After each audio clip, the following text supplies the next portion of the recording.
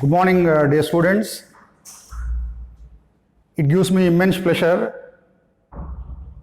to invite you all for this online classes conducted by Pramana PU College. Due to this corona pandemic, we all have unscheduled vacation.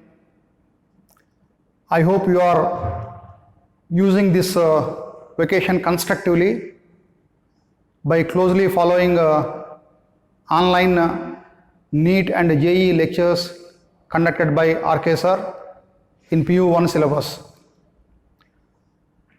As we do not know how long this vacation is going to be extended, we intended to start this online classes in PUC second year syllabus also. And when you attended the college, I started this electrostatics for you. In the electrostatics, I told you what is a charge, how a body becomes charged, what are the different modes of charging a body, properties of charges and all. As a continuation of this electrostatics, today I am going to explain you this Coulomb's law. So in the properties of charges, you will learn that there will be a force between two charged bodies. The magnitude of the force between 2 point charges is given by this Coulomb's law.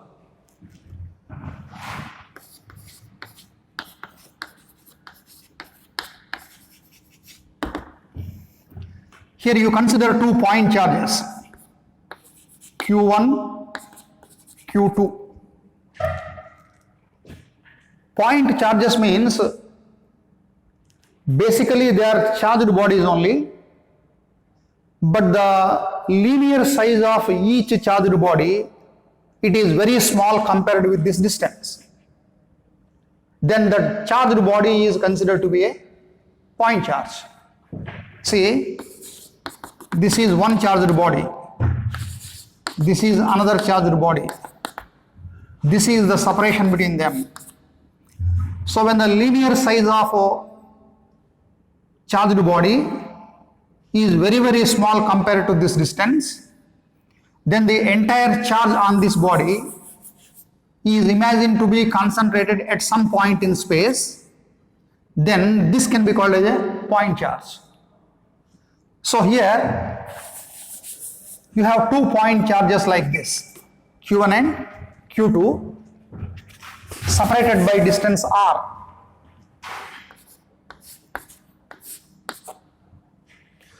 See, the concept of a point charge, it is similar to that of a particle in mechanics. In mechanics, you learned about a rigid body and a particle.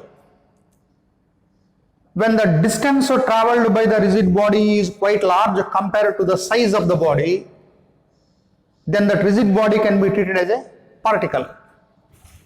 So here this is a rigid body.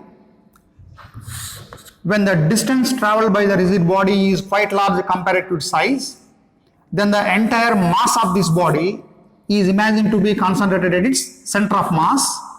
Then this can be considered as a particle or point mass. So rigid body and a particle, they are similar to a charged body and a point charge. Now coming to this Coulomb's law, it states that magnitude of force between 2 point charges,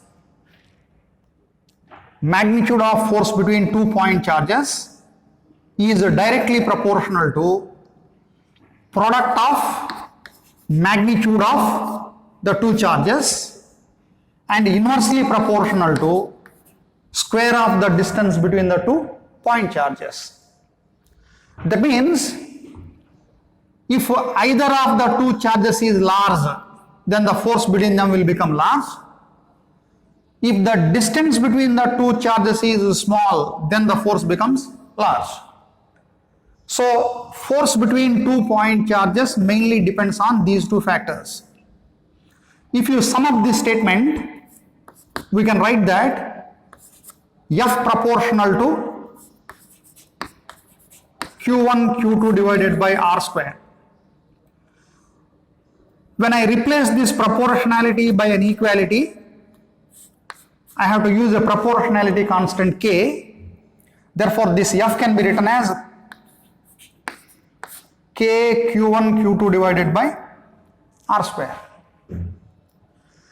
This proportionality constant K, it depends on two factors.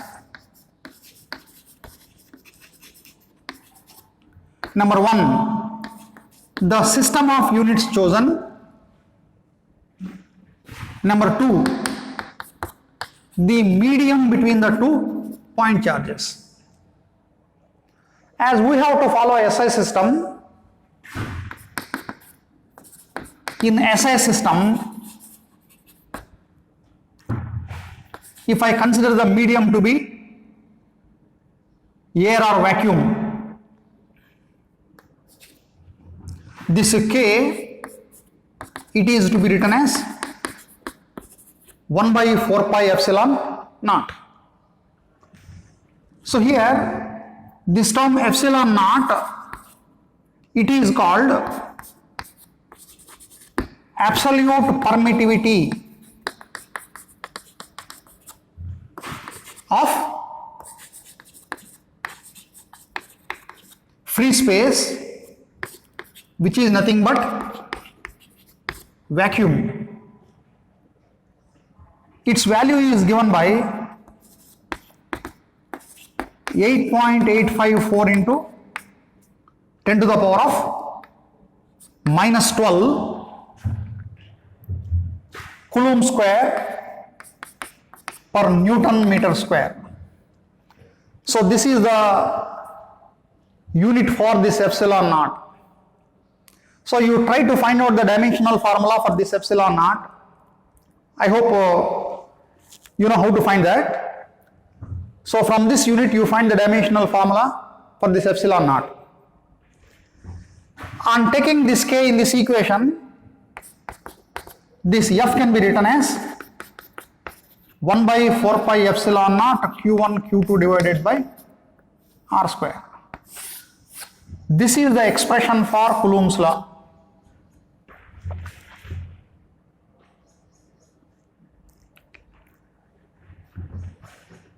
Regarding this Coulomb's law, you remember these following points.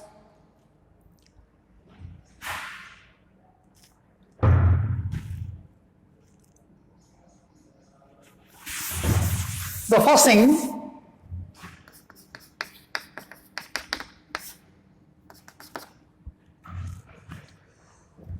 in this K, if I substitute for this epsilon naught,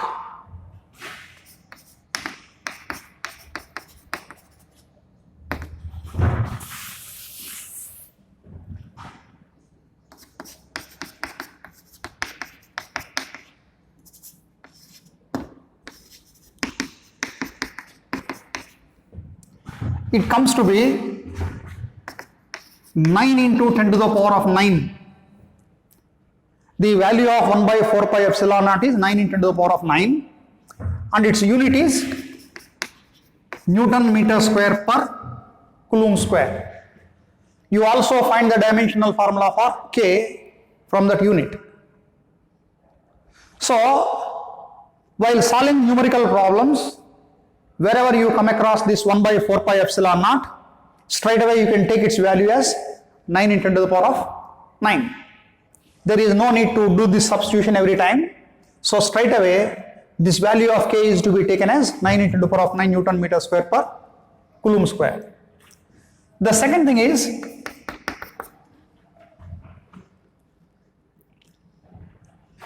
this formula is valid only for the medium, air or vacuum between the 2 point charges. If the medium is other than this vacuum. That means for any material medium.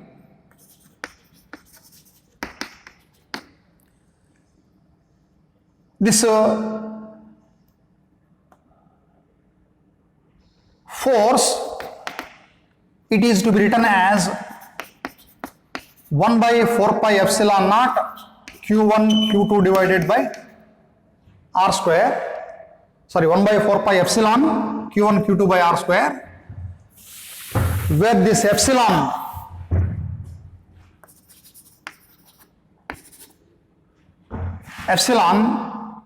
it is called absolute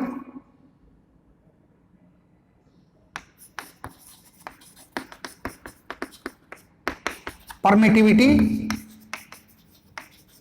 of the medium. Further, this epsilon, it is written as epsilon naught epsilon r. This term epsilon r, this is called relative permittivity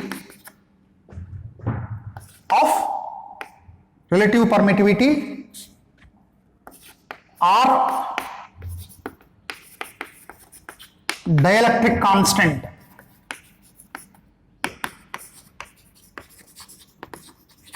Of medium. So,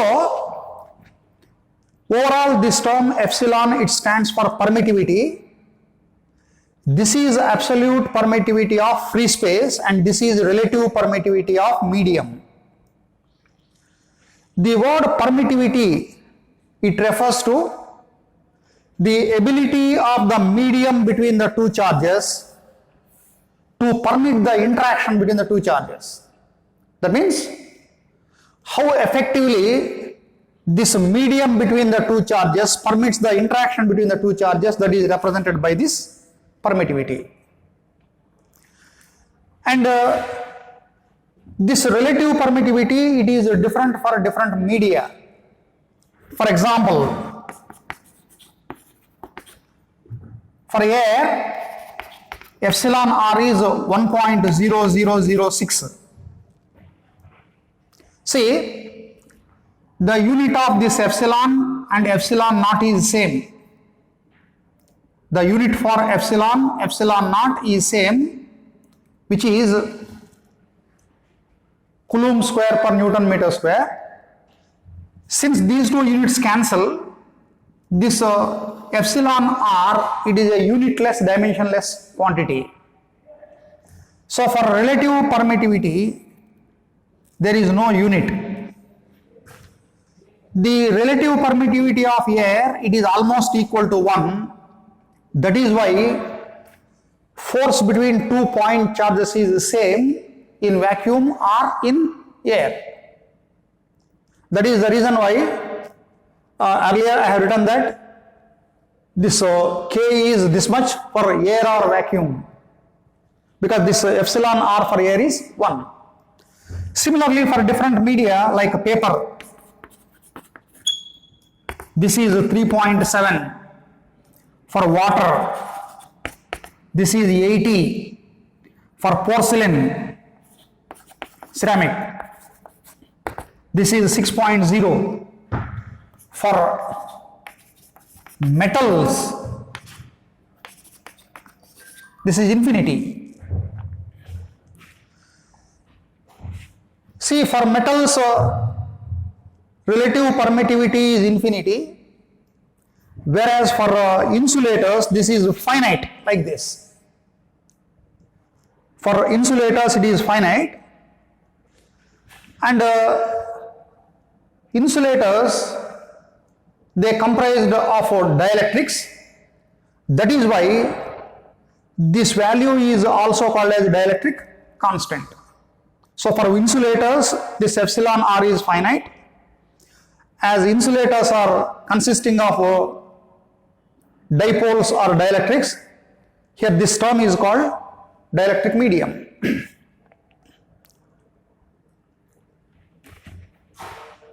The next point is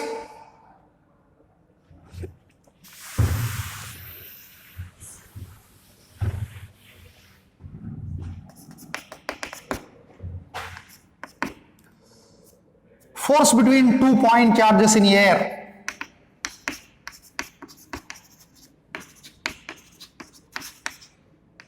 It is given like this. Force between the same 2 point charges separated by the same distance in a medium. It is given like this. Further, this term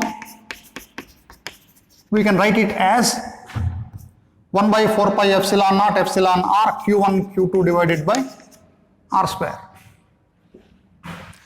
So if I divide these two equations, Fa divided by Fm, if I divide these two equations, then all the terms cancel except this epsilon r. Therefore, epsilon r is equal to Fa divided by Fm. That means relative permittivity or dielectric constant of a medium is equal to ratio of force between 2 point charges separated by certain distance in the air to the force between the same 2 point charges separated by the same distance in a medium. So this is the definition for a dielectric constant in terms of force between 2 point charges. Since this epsilon r, it being always greater than 1, epsilon r being always greater than 1, this Fa is greater than Fm. That means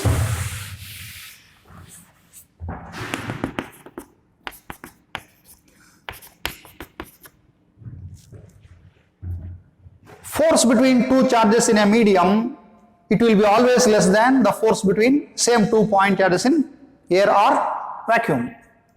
That means the introduction of a material medium between the 2 point charges reduces the force. So based on this, in the annual examination in part 1 mark section, you can expect these type of questions. Between 2 point charges, when air is replaced by water, what happens to the force? For water, dielectric constant is 80, therefore the force reduces 1 by 80 times because epsilon r is 80. So like that, when a dielectric medium is introduced between 2 point charges, the force decreases. The next point is when sum of two charges is a constant, that means when q1 plus q2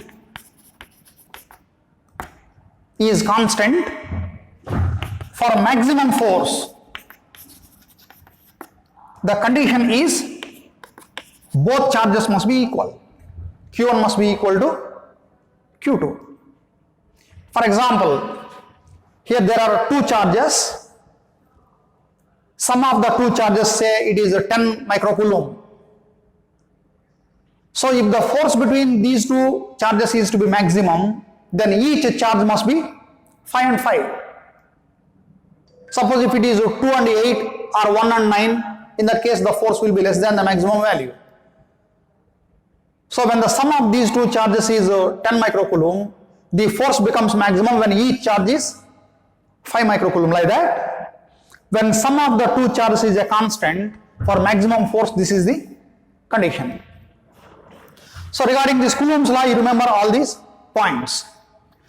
Next, by using this Coulomb's law, we can define the SI unit of charge.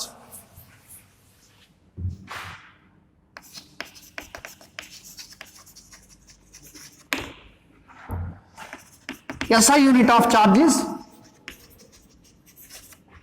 Coulomb, symbolically represented by capital C.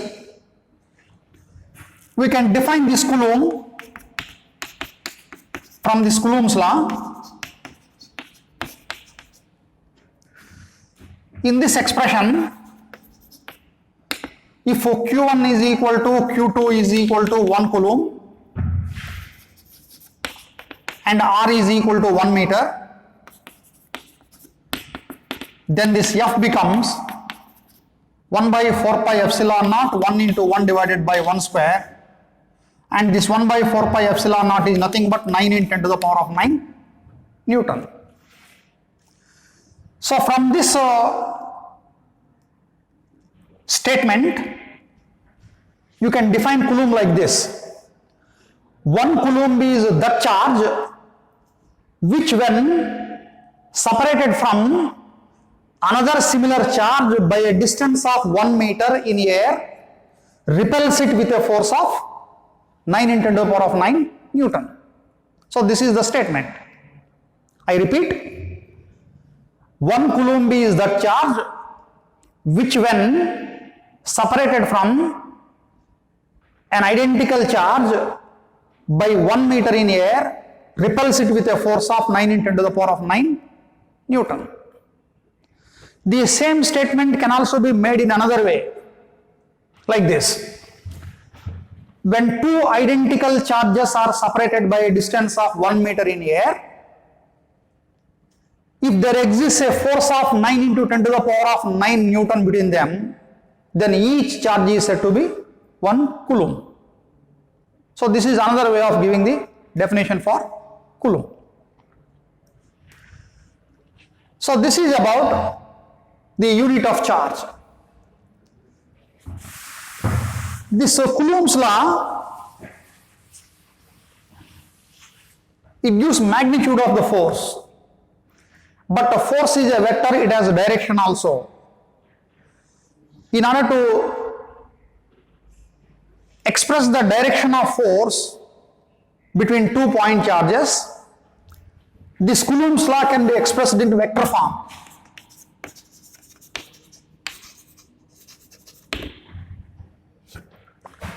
Coulomb's law in vector form. So here you consider a Cartesian coordinate system. There are 2 point charges here, Q1, Q2 in space.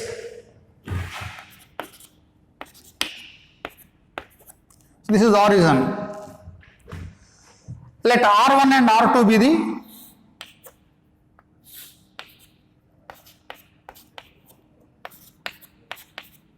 position vectors.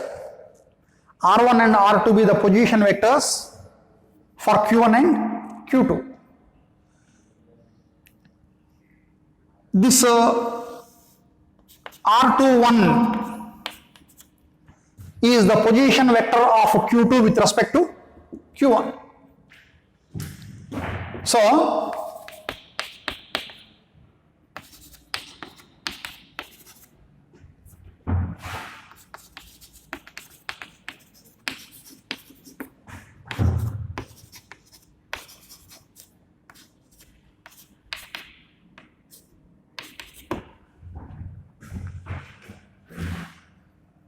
therefore, this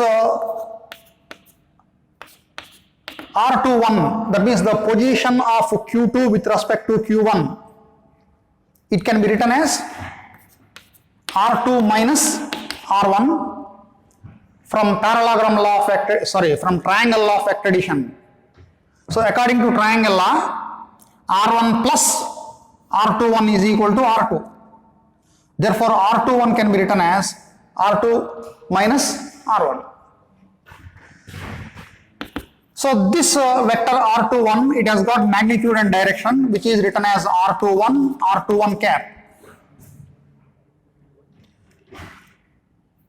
What is this R21 cap? It is a unit vector directed from Q1 to Q2.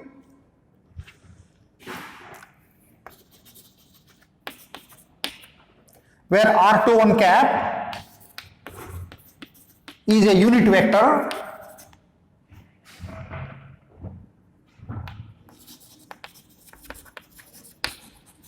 directed from Q1 to Q2. Similarly, if I consider the position of Q1 with respect to Q2, position of Q1 with respect to Q2, that should be written as R12. So similarly,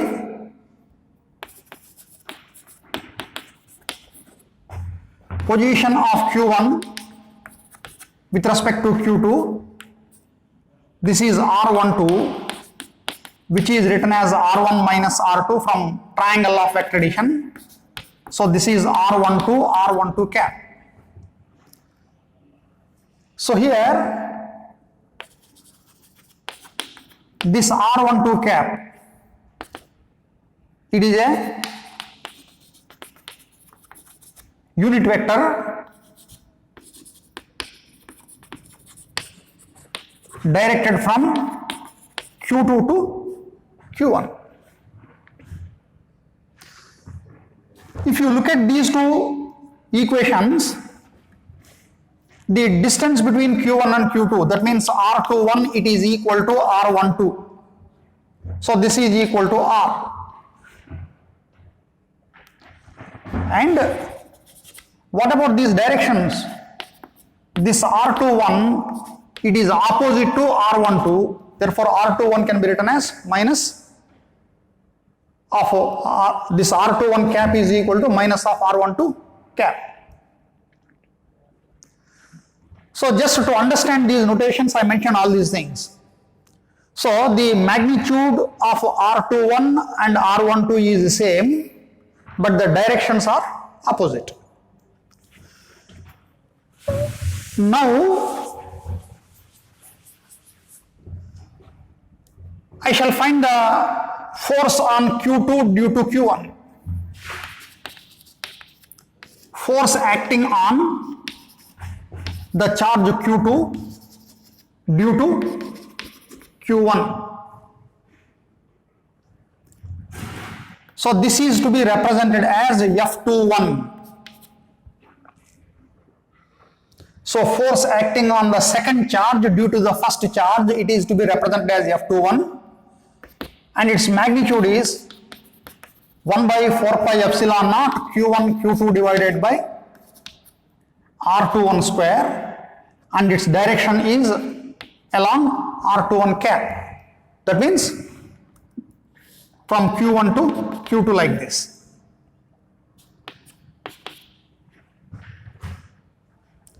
So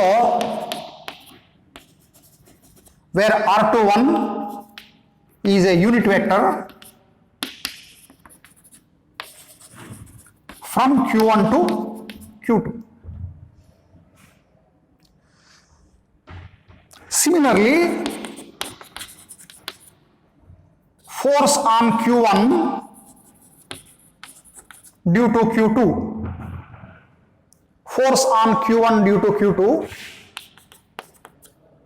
F21. This can be written as 1 by 4 pi epsilon naught Q1 Q2 divided by R12 square R12 cap, where R12 cap is a unit vector from Q2 to Q1 in this direction.